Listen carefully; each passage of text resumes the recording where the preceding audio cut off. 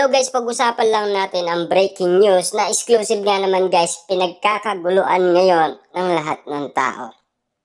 Katniel fans, tuluyan na bang lumipat sa Katden? Wow, grabe guys, no? Kasi lahat ng Katniel fans guys na sinasabi noon ni Daniel Padilla na lumipat sa kabila, yan sila guys, yung mga Katniel fans na nagsilipat na. Siyempre, alam na nila kasi guys, tapos na ang Katniel.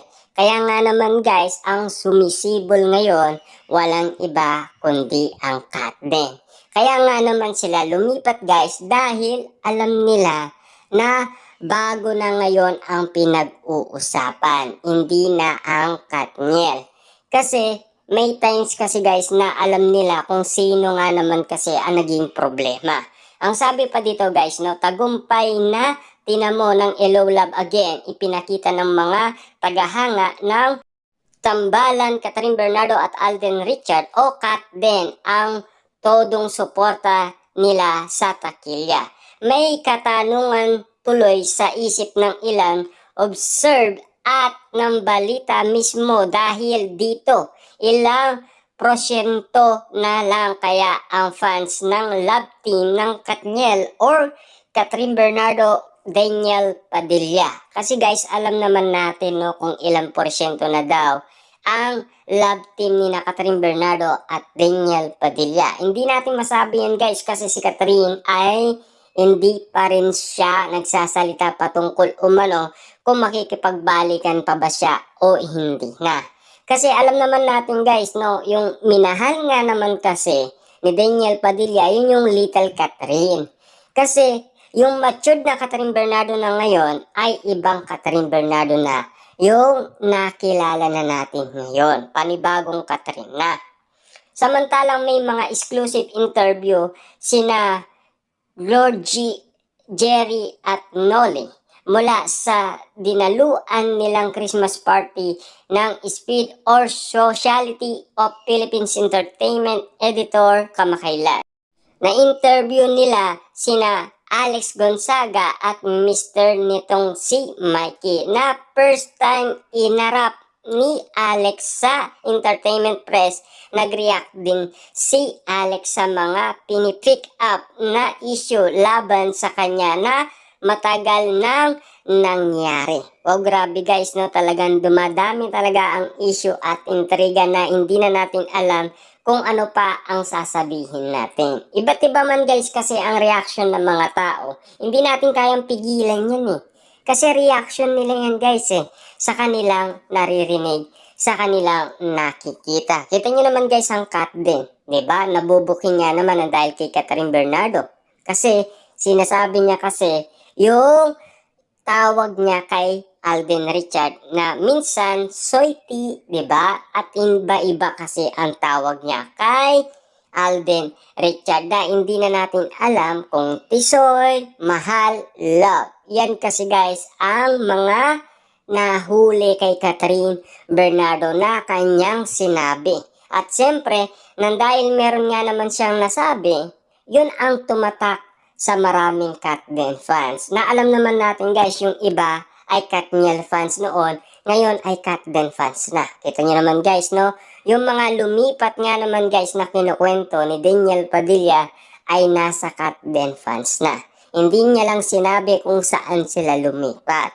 Pero lumipat sila sa Katden fans. Tignan nyo naman guys, no? Talagang iba na ang suporta ng Katniel fans na lumipat na sa Katden fans. Ngayon, kitang-kita naman natin guys ang nangyari. Lahat ng Katden fans guys ay sumuporta kay Catherine Bernardo at Alden Richard. Na pinatunayan naman nila guys na tulong-tulong lang. Hanggang sa mabuo nga naman guys ang tinatarget nilang earnings. At alam naman natin guys, nakasurvive nga naman sina Catherine Bernardo at Alden Richard. Ang sabi pa dito guys, no, nakausap din nila si Bus na may pasabog daw next year. Iniingan nila ng reaction si Jake tungkol sa sinasabi ni John. Sa live interview nito na si Jake ang pinapantasya nitong aktor.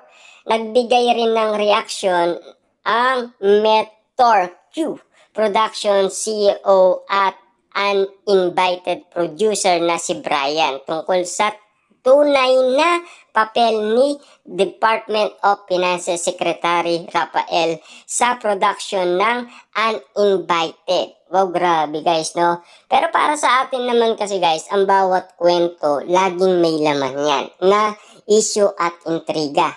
Kita nyo naman guys, no? Ang dami ngayon napapag-usapan sa social media. Ngayon, naging matunog nga naman guys ang pangalan Maris Racal. Lalong-lalo na guys si Anthony.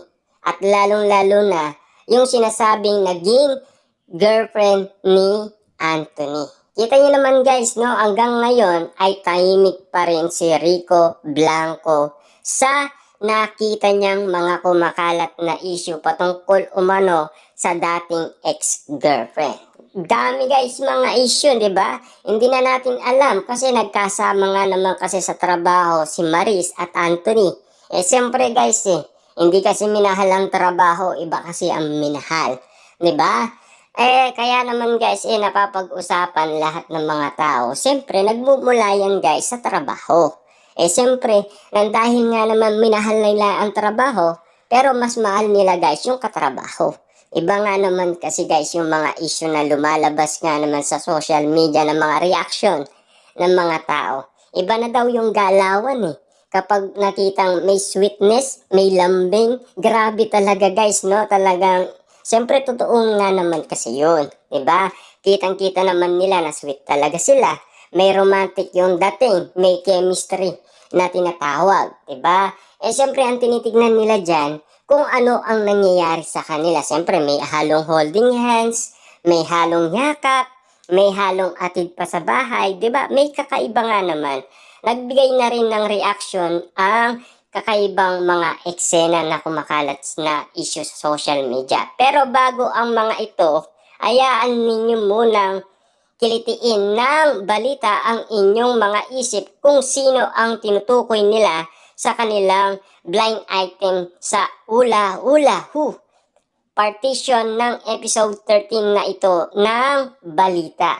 Grabe nga naman kasi guys, alam naman natin talagang ang mga kumakalat na issue sa social media, nagiging mainit yan. Hindi natin kayang pang-awakan yan Kasi iba-iba yung mga suggestion ng mga tao guys, di ba? Alam naman natin sa dami ng kumakalat ngayon na issue at intriga, hindi natin kayang pang-awakan. Alam naman natin guys, matunog ngayon. Kat din, King Pao, sina Maris, sina Anthony, Rico Blanco, lalong-lalo na yung ex-girlfriend ni Anthony. Diba? Kitang-kita nyo naman guys, nagkasama sa trabaho lahat yan. Nag-start yan sa trabaho, kaya nga naman guys sinasabi ng lahat ng mga kababaihan, mahalin mo muna ang trabaho mo. Huwag yung katrabaho mo ang mahalin mo. Kaya nga naman guys nagkakaroon ng issue dahil sa lambing, sweetness at romantic nga naman nakadatingan. Siyempre doon pa lang kasi guys, kitang-kita na at nauuli na. Siyempre yung mga moment na yan guys, yan ang nagbibigay ng reaction sa maraming tao. Alam naman natin kung bakit sila napapag-usapan dahil gusto nga naman magka-project.